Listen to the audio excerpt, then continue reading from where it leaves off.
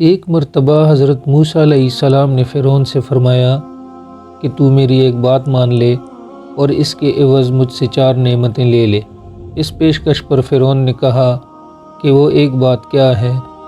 حضرت موسیٰ علیہ السلام نے فرمایا کہ تو علی الاعلان اس بات کا اقرار کر لے کہ اللہ کے سوا اور کوئی خدا نہیں، وہ بلندی پر افلاک، ستاروں اور پستی میں انسانوں، شیاطین، جنات اور جانوروں کا پیدا کرنے والا ہے، نیز پہاڑوں، دریاؤں، جنگلوں اور بیابانوں کا بھی خالق ہے۔ اس کی سلطنت غیر محدود ہے اور وہ بے نظیر و بے مثل ہے۔ ہر وہ شخص و ہر مکان کا نگہبان ہے اور عالم میں ہر جاندار کو رزق دینے والا ہے، آسمانوں اور زمینوں کا محافظ ہے، نباتات میں پھول پیدا کرنے والا ہے اور بندوں کے دلوں کی باتوں کو جانتا ہے، سرکشوں پر حاکم اور ان کی سرکوبی کرنے والا ہے۔ وہ ہر بادشاہ کا بادشاہ ہے، حکم اسی کا ہے اور وہ جو چاہتا ہے کرتا ہے، کوئی اس کی مزاحمت نہیں کر سکتا۔ یہ سب سن کر فرعون نے کہا کہ اچھا، اس کے عوض میں وہ 4 چیزیں کیا ہیں جو آپ ہم کو دیں گے تاکہ شاید ان عمدہ وعدوں کے سبب میرے کفر کا شکنجہ ڈھیلا ہو جائے اور میرے اسلام سے سینکڑوں کے کفر کا کفل ٹوٹ جائے اور وہ لوگ مشرف با اسلام ہوں، اور آپ کی ان باتوں سے میری شوریلی زمین میں اللہ تعالیٰ کی معرفت کا سبزہ پیدا ہو جائے۔ اے موسیٰ علیہ السلام، جلد اپنے وعدوں کو بیان کرو، ممکن ہے کہ میری ہدایت کا دروازہ کھل جائے۔ حضرت موسیٰ علیہ السلام نے حکم الہی سے فرعون کو 4 چیزوں کا انعام سنانا شروع کیا اور فرمایا کہ اگر تو اسلام قبول کر لے تو پہلی نعمت تجھے یہ ملے گی کہ تو ہمیشہ تندرست رہے گا اور کبھی بیمار نہ ہوگا، اور تو موت کو خود طلب کرے گا، یعنی اپنے جسم میں تعلق مع اللہ کا ایسا خزانہ دیکھے گا جس کے ملنے کی توقع میں تو اپنی تمام خواہشات نفسانیہ کو اللہ تعالیٰ کی مرضی کے تابع کرنے کے لیے مجاہدات میں جان تک دینے کو تیار ہوگا۔ جس طرح کسی کے گھر میں خزانہ دفن ہو تو اس مدفون خزانے کی خاطر خوشی خوشی اپنے گھر کی ویرانی کو تیار ہو جاتا ہے، اسی طرح اللہ تعالیٰ کے عاشقین اپنی خواہشات کے گھر کو رضائے مولا اور تعلق مع اللہ کی دولت حاصل کرنے کے لیے خوشی خوشی ڈھا دینے کو تیار ہو جاتے ہیں، مگر پھر جو دولت ملتی ہے وہ 7 بر اعظموں کی بادشاہت سے بہتر ہے۔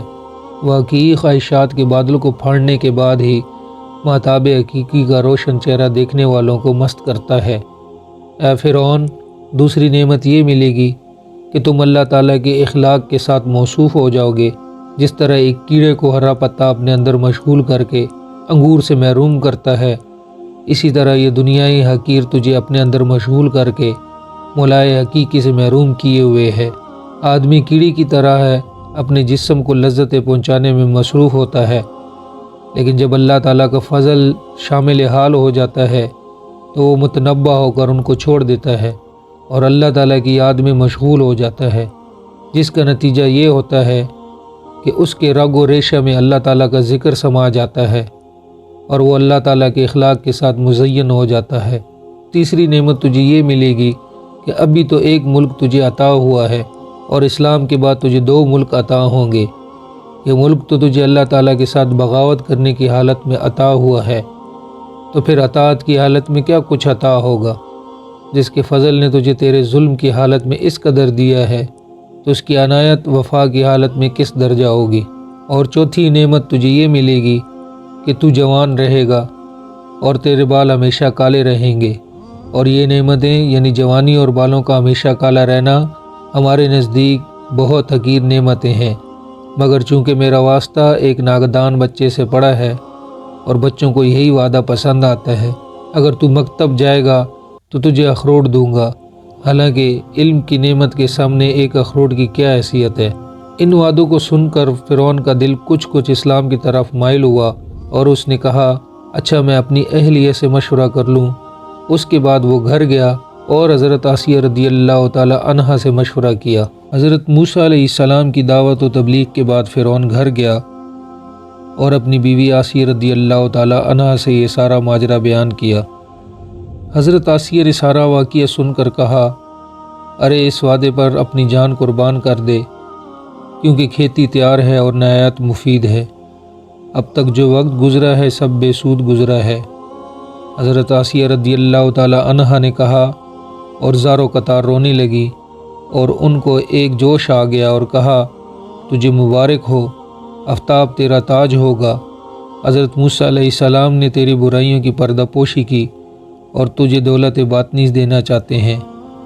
گنجے کا عیب تو معمولی ٹوپی چھپا سکتی ہے، مگر تیرے ایوب کو تو اللہ تعالیٰ کی رحمت کا تاج چھپانا چاہتا ہے۔ میرا مشورہ تو یہ ہے کہ اے فرعون، تو مشورہ نہ کرتا، تجھے تو اسی مجلس میں فوراً اس دعوت کو خوشی خوشی قبول کر لینا چاہیے تھا۔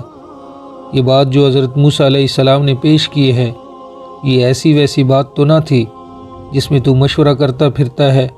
یہ تو ایسی بات تھی کہ سورج جیسے اونچے رتبے کی مخلوق کے کان میں جا پڑتی ہے تو وہ سر کے بل اس کو قبول کرنے کے لیے آسمان سے زمین پر آ جاتا۔ تجھے معلوم ہے کہ یہ کیا وعدہ ہے اور کیا عطا ہے؟ اے فرعون، اللہ تعالیٰ کی یہ رحمت تجھ پر ایسی ہے جیسے ابلیس پر رحمت ہونے لگے۔ یہ اللہ تعالیٰ کا معمولی کرم نہیں کہ تجھ جیسے سرکش اور ظالم کو یاد فرما رہے ہیں۔ ارے مجھے تو یہ تعجب ہے کہ اس کرم کو دیکھ کر خوشی سے تیرا پتا کیوں نہیں پھٹ گیا اور وہ برقرار کیسے رہا؟ اگر تیرا پتا خوشی سے پھٹ جاتا تو دونوں جہان سے تجھے حصہ مل جاتا، دنیا میں نیک نامی اور آخرت میں نجات عطا ہوتی۔ آسیہ رضی اللہ تعالیٰ عنہ کی ساری تقریر سن کر فرعون نے کہا اچھا ہم اپنے وزیر حامان سے بھی مشورہ لے لیں۔ حضرت آسیہ رضی اللہ تعالیٰ عنہ نے اسے سمجھاتے ہوئے کہا کہ اس سے یہ واقعہ ہرگز بیان نہ کرو کہ وہ اس کا اہل نہیں، بھلا اندھی بوڑھیا بادشاہی کی قدر کیا جانے۔ لیکن فرعون نہ مانا اور حامان سے مشورہ لیا۔ مولانا روم رحمۃ اللہ علیہ فرماتے ہیں کہ نااہل کے مشیر بھی نااہل ہوتے ہیں۔ ابو جہل کا مشیر ابو لہب تھا۔ ہر شخص اپنے ہم جنس سے مشورہ لینا پسند کرتا ہے۔ الغرض فرعون نے حضرت آسیہ کی بات نہ مانی اور سارا واقعہ اپنے وزیر حامان کے سامنے بیان کر ڈالا۔ فرعون کی باتیں حامان نے جب سنی تو بہت اچھلا کودا اور غم سے اپنا گریبان چاک کر ڈالا اور شور مچانا اور رونا دھونا شروع کر دیا اور ٹوپی و امامہ کو زمین پر پٹخ دیا اور واویلا کرتے ہوئے کہنے لگا ہائے، حضور کی شان میں موسیٰ علیہ السلام نے ایسی گستاخی کی۔ آپ کی شان تو یہ ہے کہ تمام کائنات آپ کی مسخر ہے، مشرق سے مغرب تک سب آپ کے پاس خراج لاتے ہیں اور سلاطین آپ کے آستانے کی خاک بخوشی چومتے ہیں۔ انہوں نے آپ کی سخت توہین کی۔ آپ تو خود پوری دنیا کے لیے مسجود اور معبود بنے ہیں اور آپ ان کی بات مان کر ایک ادنا غلام بننا چاہتے ہیں۔ آپ خدا ہو کر اپنے ہی بندہ کا بندہ بننے کے لیے مشورہ کرتے ہیں۔ میرے نزدیک تو ہزاروں آگ میں جلنا اس توہین سے بہتر ہے۔ اگر آپ کو اسلام کی دعوت قبول ہی کرنا ہے تو ہمیں پہلے مار ڈالیے تاکہ میں حضور کی یہ توہین اپنی آنکھوں سے نہ دیکھوں۔ آپ میری گردن فوراً کاٹ دیں کہ میں اس منظر کو دیکھنے کے تاب نہیں رکھتا کہ آسمان زمین بن جائے اور خدا بندہ بن جائے، یعنی ہمارے غلام ہمارے آقا بن جائیں اور ہم ان کے غلام بن جائیں۔ یہ تکبر جو حامان میں تھا زہر قاتل کی طرح تھا اور اسی زہر آلود شراب سے حامان بدمست ہو کر احمق ہو گیا تھا، اور اس ملعون کے مشورے سے فرعون نے قبول حق سے انکار کر کے خود کو دائمی رسوائی اور عذاب کے حوالے کر دیا۔ جب فرعون حامان کے بہکانے میں آ گیا اور حضرت موسیٰ علیہ السلام کی بات ماننے سے انکار کر دیا تو حضرت موسیٰ علیہ السلام نے فرمایا کہ ہم نے تو بہت سخاوت اور عنایت کی تھی، مگر تیری قسمت میں ہی ہدایت نہ تھی، ہم کیا کریں۔ اس واقعے سے ہمیں کئی سبق حاصل ہوتے ہیں۔ کبھی بھی خیر اور نیکی کے کام میں تاخیر نہ کریں، کہیں ایسا نہ ہو کہ شیطان روڑے اٹکا کر خیر کے اس کام سے محروم کر دے۔ آدمی کو چاہیے کہ وہ اپنا مشیر اور دوست کسی مخلص اور نیک آدمی کو بنائے تاکہ خیر کے امور میں اس کے ساتھ تعاون کرے۔ برے دوست اور غلط مشیر سے بچے، کیونکہ ایسے لوگ خود بھی ڈوبتے ہیں اور اپنے ساتھ والوں کو بھی لے ڈوبتے ہیں۔ تکبر ایسی بیماری ہے کہ یہ آدمی کو ہمیشہ ہمیشہ کی کامیابی کے راستے سے ہٹا کر تباہی اور بربادی کی وادیوں میں دھکیل دیتی ہے، جیسے کہ حامان اور فرعون اپنے تکبر کی وجہ سے ہمیشہ ہمیشہ کے لیے دنیا و آخرت میں رسوا ہوئے۔